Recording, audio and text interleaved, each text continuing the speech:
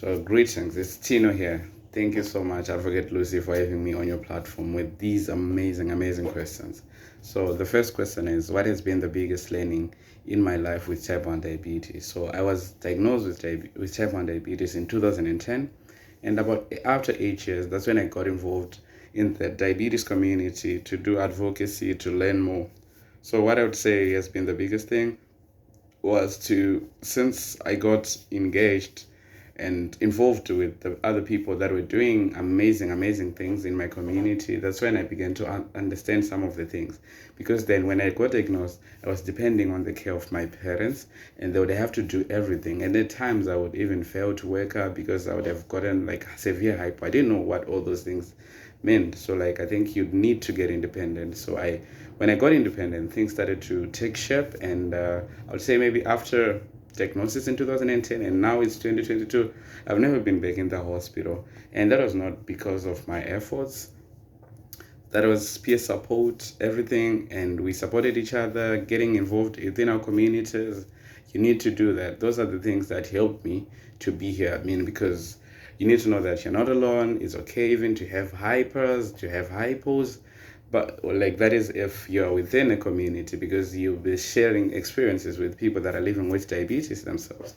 So I think that has been the biggest learning in my life with diabetes. So, how can we, as members of the diabetes community, become more active and learn advocacy? So, what I think is because around the world today, people living with type 1 diabetes cannot get hold of diabetes supplies, for example, insulin. It is very critical that we have this thing. So, what do we have to do? We all know, I mean, it goes without saying that insulin for all should be realized now more than ever, because insulin to people living with diabetes is sort of like an oxygen. So what do we need to do? We need to get involved with the people that are doing advocacy. For example, let's come up together and join hands with T1 International in their advocacy for insulin for all. I think we need to do that because also they have advocacy toolkits that people can go to refer, because I mean they've walked this walk for a long time, since 2014. That's when the Insulin for All initiative, now it is a global trend, so that's when it was initiated. So we need to come up together, because if we don't get involved as a people, if we don't get engaged, I don't think the possible would be changed. So we need to come up together and create the change that we need, that this world desperately needs. So what do I think is missing in the diabetes community? So what I think is missing in this diabetes community is that we are not sort of like united. We are not, because I mean, the people, the elite, they're doing their own things. The people that are lacking insulin, they're doing their own things. So even if in your community you have access to everything, so let's just come up together as a community, as the diabetes community, because we are one in this. There's one disease, one symbol. So please, let's come up together. Let's get out from our comfort zones and help those that are in need, because people today are dying. I mean, in Africa, we have like 54% of people living with diabetes, but they're undiagnosed. People don't know these things, so we need to raise awareness. We need to advocate for insulin. I mean, we shouldn't be even advocating for it. I mean, because 1+1=2. Those are things that should just be free, and people should be able to access it, because health, I mean, living with diabetes, you'd need to have these kind of things so that you'd be able to lead a good quality life. I mean, of course, health is a human right. We need to have that. I mean, not without any compromising. Those things should be at our fingertips. They should just be available, and people should live and lead good quality lives.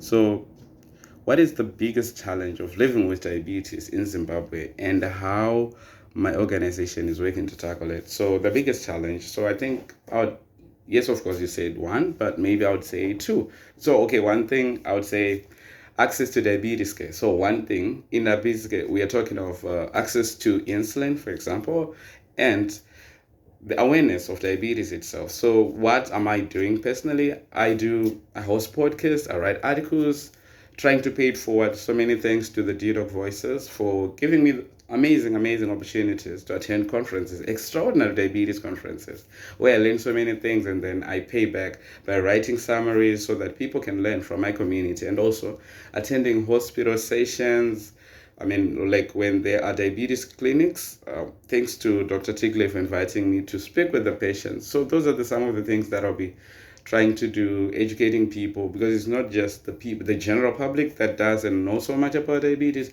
but even people living with diabetes, they need to be continuously educated. And how do we learn all these things? We get attend conferences that usually give you amazing and updated and improved skills to lead good quality lives. And also what the Zimbabwe Diabetes Association is doing to tackle this issue of the lack of insulin. So many thanks to the Life for a Child for giving us for donating insulin that at the moment it's only for people living with for people that are 25 years and below that can get insulin. So many thanks, and there's so many initiatives, and also many thanks to the Direct Relief for extending an offer to provide diabetes tablets for people living with type 2, and also BP tablets. So thank you so much for extending an offer for people living with type 2 diabetes, because it wasn't the case.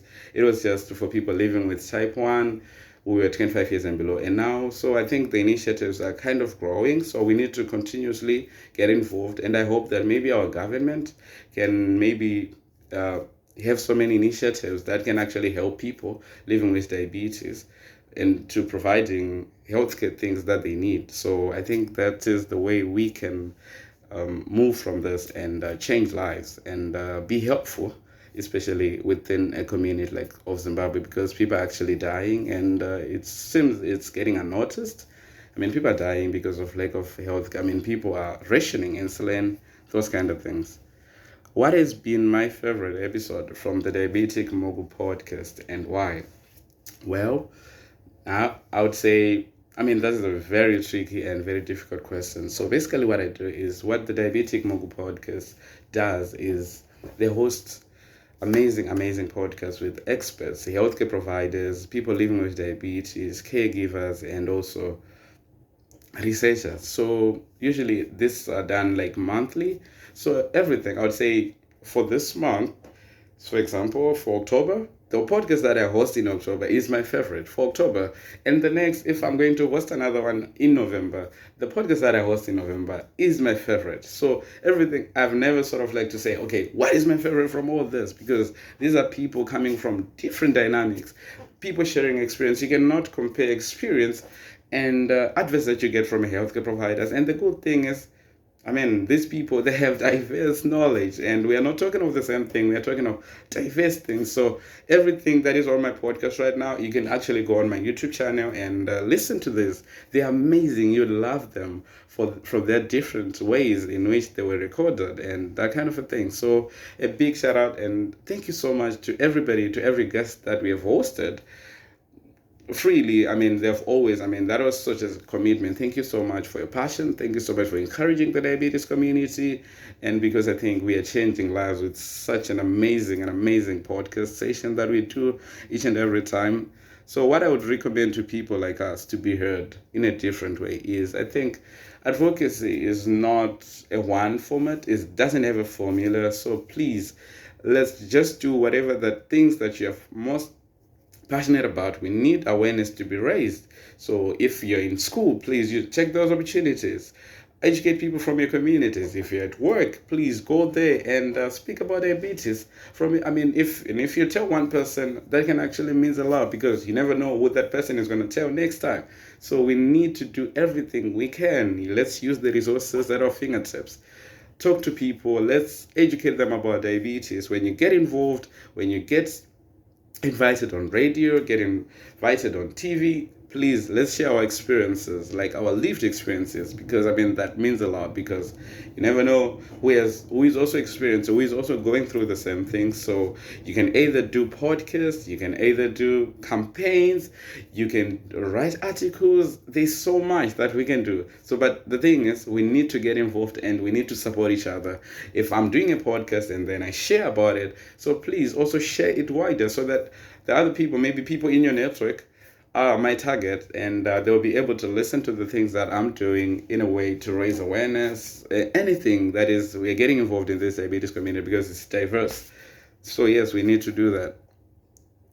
So, what the celebration of the 100th year of insulin mean to me? Well, to me, I say since I mean it's been 100 years since insulin was discovered, and I think we have actually failed Sir Frederick Banting because he said insulin does not belong to me; it belongs to the world. But in this case, it seems the farmer is sort of like owning everything because I mean the prices that they're charging. So our hope is maybe if the farmer could help us by reducing the list price of insulin, that could be helpful because at the moment not everyone can access insulin. It's actually difficult and people are dying and people are rationing insulin, so we need that. So to me, I say let's not celebrate and let's advocate. Let's join. I mean, T1 International set this up, and it's an initiative. We need to have insulin for it needs to be realized sooner than ever because I mean, I don't know when, but it's so disturbing to see people are still dying. I mean, this after 100 years of the discovery of insulin, everybody should have it, that kind of a thing. So how you can help my organization's mission. So what I think we need to do is within our communities, let's support every organization. I think every organization, what they should do is come up together. Let's not be divided. Let's come up together so that the people within our communities don't find the motivation to support us. We need to be together and let's not divide resources so that you're focusing on advocacy and we're also focusing on educating people. We need to be doing the same things together. So basically what you can do maybe for my individual organization, oh, it's not an organization here, the Diabetic Mogul. So it's something that I do occasionally or monthly on my free time. So please go on my YouTube channel and subscribe to the Diabetic Mogul. Subscribe and watch out, turn on the notification button and see what we are doing, that kind of a thing. So thank you. So the last question is what kind of support do I need from the diabetes community? The kind of support that I need from you all is please, let's get involved, let's get engaged, and let's come up together to demand the change or to create the change that we need because this world is desperately in need of change. So we are the people. There's nothing about us without us, especially people living with diabetes. We need to be the voices and so that we can get the support from people, from the general public, because as it is today, about 10% of the world's population is living with diabetes. And that means that 90% could also be at risk. So we need to be educating each other. We need to raise awareness. We need to advocate for insulin for all. And we need to support each other, uplift each other, share experiences in every platform that we get. Because you never know who it is going to impact and who it is going to help. So please, please, I beg you, let's get involved. Let's get engaged and come up together to create the change that we need. So with all being said, I rest my case. Thank you so much, Advocate Lucy, for the precious time that you've given me to share my experiences. And I hope that you'd find this helpful and amazing for your whatever that you want to use it for. Thank you so much.